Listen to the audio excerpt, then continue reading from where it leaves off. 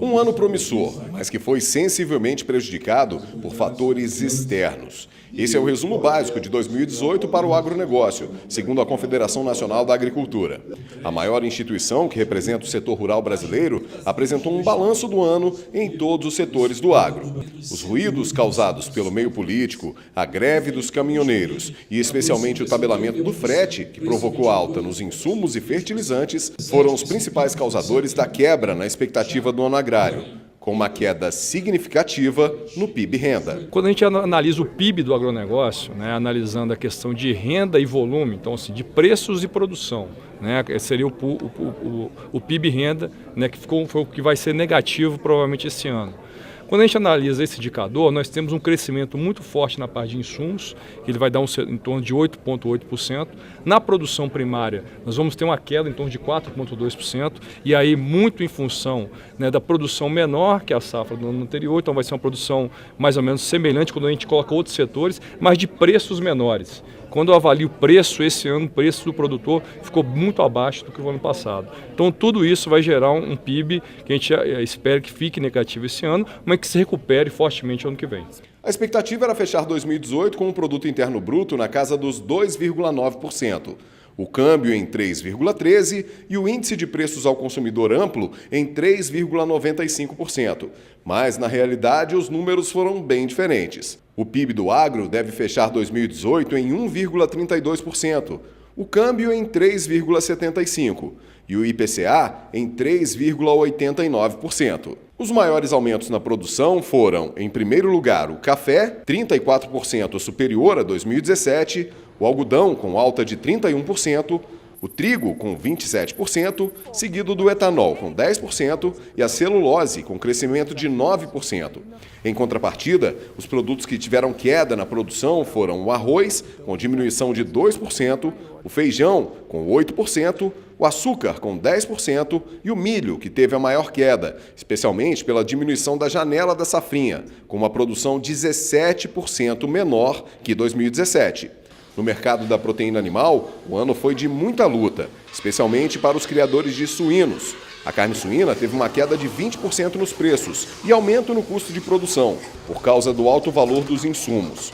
A carne de frango e o leite tiveram queda na produção, e apenas a carne bovina teve aumento nas exportações. As grandes expectativas do mercado do agronegócio para 2019 ficam intimamente ligadas com as mudanças que acontecerão a partir de 1º de janeiro, com a entrada do novo governo. O presidente da CNA acredita que os impactos serão positivos. O Brasil tem um produto altamente competitivo, Nós somos competitivos em tudo, mas poderíamos ser muito mais competitivos e até o brasileiro poderia comer mais barato, porque cada dia mais o alimento é mais barato, se nós tivéssemos estradas adequadas, ferrovias e menos burocracia. O que nós precisamos são regras claras.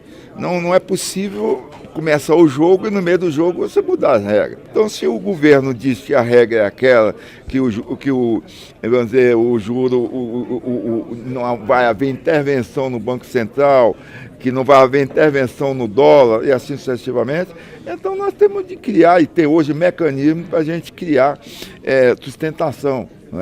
Hoje o produtor rural é um produtor totalmente diferente. Ele vai buscar bolsa, ele vai buscar venda futura, ele vai buscar uma compra antecipada. Ele tem diversos mecanismos para se precaver de qualquer variação. No cenário internacional, de janeiro a novembro, as exportações chegaram a 93,3 bilhões de dólares, uma elevação de 4,6% em relação ao mesmo período de 2017. Os produtos campeões de venda para o exterior foram a soja, a celulose, o farelo da soja, carne de frango e açúcar de cana. A China continua sendo o principal destino do produto agro brasileiro, com 29% do volume total, seguido da União Europeia, com 17,2%, e Estados Unidos, com 6,7%. A pausa na guerra comercial entre China e Estados Unidos impactou positivamente em algumas cadeias do agronegócio brasileiro. Esse ano a gente teve, é claro, um reflexo direto na exportação de soja. né? Então a gente teve um aumento para a China, que foi significativo nas nossas exportações de soja, por conta da guerra comercial. Agora, isso também impacta outras cadeias no Brasil que utilizam a soja. Então, você dizer, o Brasil ganha com a guerra comercial, o Brasil perde, não, tudo depende, né? Porque a economia ela é muito relacionada. Então, você tem que ver todas as cadeias para analisar o impacto disso para todo mundo, a suinocultura, o frango, as aves, eles precisam de soja também. Então, assim, tudo tem um impacto. É claro que a gente tem a oportunidade de ganhar, depende da nossa capacidade negociadora e da nossa habilidade, né? Para 2019, as expectativas são muito positivas, especialmente na abertura de novos mercados exteriores e na inserção de outros produtos brasileiros na cadeia de exportações.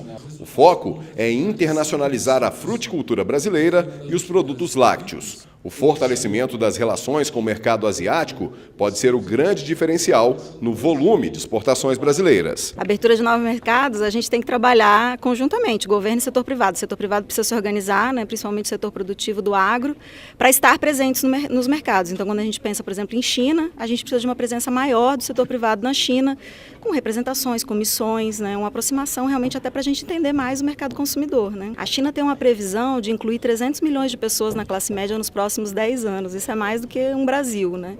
Então, sem dúvida, o foco do crescimento no consumo, o aumento da renda, né? E a quantidade de gente que tem lá, né? Nós temos muitos consumidores e já que o Brasil é um grande produtor, não poderia ter um casamento, eu acho, mais ideal. O agro foi o quarto maior gerador de empregos no país, com mais de 74 mil postos de trabalho criados. E o maior ponto positivo apresentado no balanço foi a manutenção do Brasil como o maior setor agropecuário sustentável do mundo. Para o ano que vem, algumas melhorias podem ser essenciais para que o país retome o crescimento.